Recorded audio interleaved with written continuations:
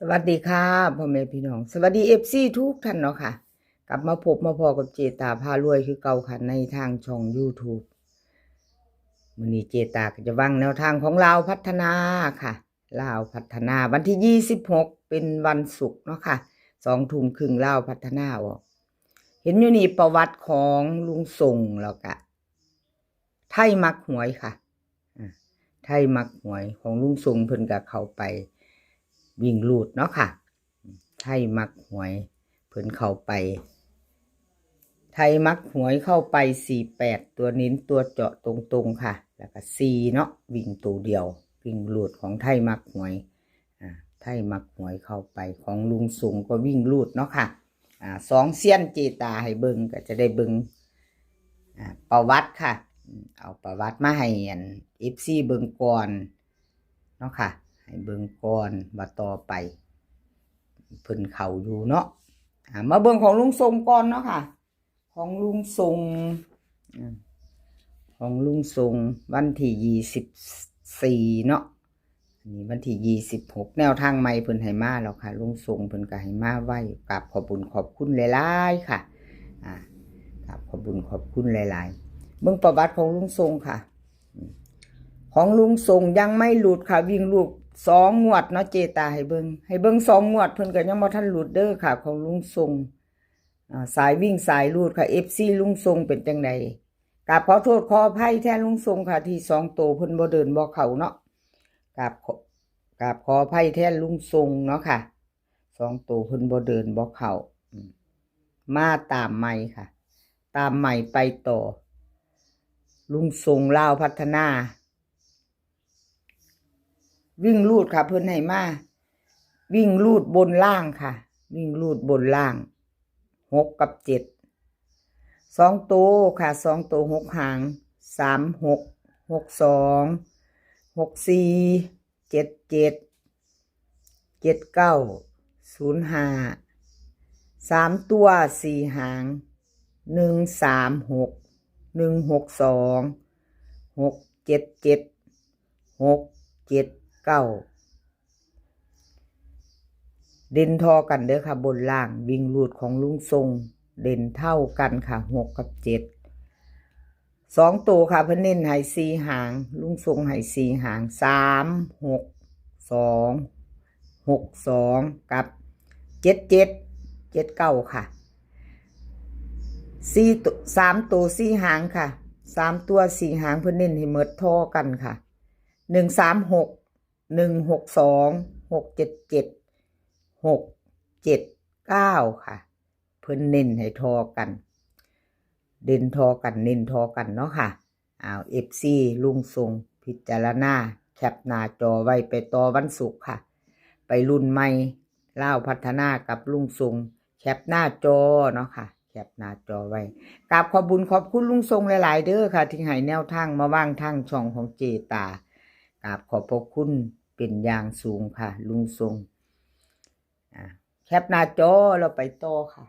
แล้วไปต่อ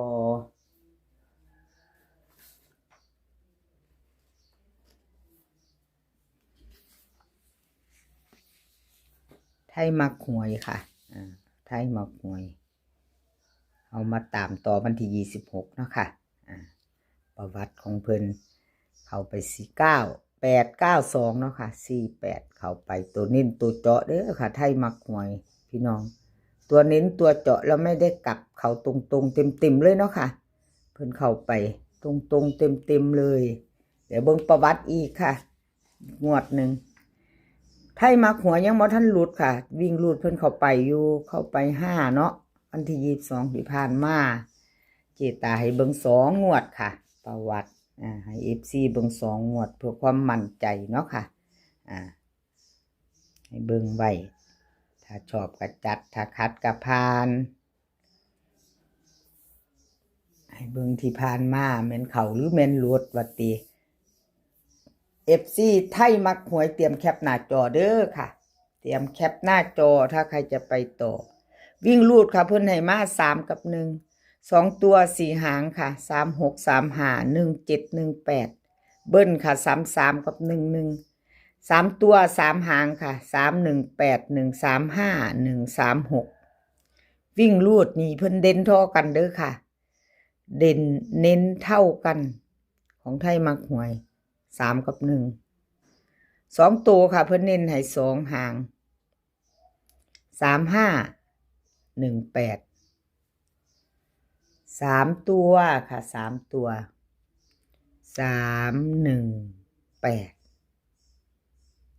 แคปหน้าจอค่ะใครจะไปต่อกับไทยมักหวยเนาะค่ะกราบขอบบุญขอบคุณไทยมักหวยหลายๆเด้อค่ะที่ให้แนวทางมาวางทางช่องของเจตาเพิ่นให้มาตลอดเนาะค่ะบ่ว่าจะหลุดจะเข้าแนวทางของเพิ่นกราบขอบบุญขอบคุณหลายๆที่ให้มาวางทางช่องของเจตาเนาะค่ะช่องน้อยๆของเจตากราบขอบบุญขอบคุณแคปหน้าจอค่ะ FC ไทยมักหวยจะได้ไปต่อจะไปต่อแคปหน้าจอวันศุกร์20:30เนาะค่ะ20:30ไทยมักหวย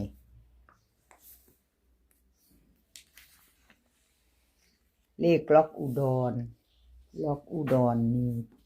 วันที่24เนาะค่ะล็อกอุดรเอามาเบิ่งประวัติเพิ่นเนาะพี่น้องวิ่งรูดเข้าไป2อยู่ค่ะล็อกอุดร2บนเนาะก็ถือว่า2ตัวมา1ตัวค่ะ2ตัวมา1ตัวยังไม่ได้หลุดแต่วันที่22เพิ่นเข้าไปตัวนินตัวเจาะเด้อค่ะหาเก่าล็อกอุดรเข้าไปตัวเน้นตัวเจาะให้เบิ่ง2งวดค่ะประวัติของล็อกอุดร FC พิจารณาจับตามองชอบกระจัดเนาะค่ะแคปหน้าจอไว้แล้วก็ไปพิจารณาลองเบิ่งซิมเบิ่งบ่พี่น้องข้ามโค้งไปกับล็อกอุดรบ่พี่น้อง เจตาว่าติหลุดอยู่บ่มาบ่นั่นอีหลีเพิ่นก็บ่ตามแล้วเนาะพี่น้องเนาะแม่นบ่เพิ่นก็ต้องเบิ่งหลายๆงวดเขามาซ่อมเบิ่งพิจารณาแล้วเนาะชอบก็จัดค่ะไม่ว่ากันเลขทุกตัวเอามาวางเพื่อเป็นแนวทางค่ะ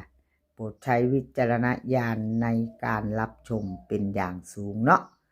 รับชมรับฟังเป็นเพียงแนวทางค่ะ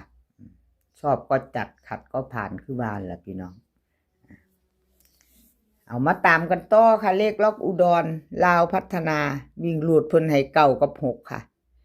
9กับ6 2ตัว4หาง91906362เบิ้ลค่ะเบิ้ล9922 3ตัวค่ะ3หางเพิ่นให้923690 ค่ะวิ่งรูดค่ะวิ่งรูด9กับ6วิ่งรูดเด่นเท่ากันเนาะค่ะเด่นเท่ากัน9กับ6 2ตัวค่ะ2หางเพิ่นเน้นให้90กับ63ค่ะเน้น90กับ63 3ตัวค่ะเน้นหางเดียว3ตัว690เอาแคปหน้าจอค่ะใครจะไปต่อกับเลขล็อกอุดรเนาะค่ะแนวทางของเพิ่นวันที่26จะเป็นวันศุกร์เนาะค่ะจะเป็นวันศุกร์20:30ค่ะลาวพัฒนากราบขอบบุญขอบคุณเลขล็อกอุดรหลายๆเด้อค่ะที่ให้แนวทางมาวางทางช่องของเจตาเนาะค่ะกราบขอบพระคุณเป็นอย่างสูงแล้วก็ขาดบ่ได้คือ FC ค่ะ FC ทุกท่านที่เข้ามาติดตามรับชมรับฟังเนาะค่ะเข้ามาคอมเมนต์เข้ามากดไลค์กดแชร์ให้เจตามาเป็นกำลังแรงใจให้เนาะทางช่องน้อยๆถ้าเจตาเว้าผิดไปเขียนผิดไปเนาะค่ะก็กราบขอโทษขออภัยอย่าถืออย่าซ่าเป็นบางเทื่อเนาะอันจะผิดดูหลายเด้อเจตาว่าติ เราเว้าซ่าๆก็ได้ดอกเว้าเลขก็ได้ว่าติเว้าไว้แล้วมันผิดว่าติบ่พี่น้อง กราบขอบคุญขอบคุณหลายๆค่ะ FC มีแต่ผู้เป็นตาฮักนั่นแหละ FC ในช่องของเจตา อย่าถืออย่าซ่าเนาะค่ะบางเทื่อบางอย่างเนาะอย่าถืออย่าซ่าบางเทื่อคลิปนี้ขอให้พี่น้องโชคดีค่ะให้โชคดีกับลาวพัฒนาในวันศุกร์โชคดี20:30มื้อนี้ขอให้มีความสุขค่ะ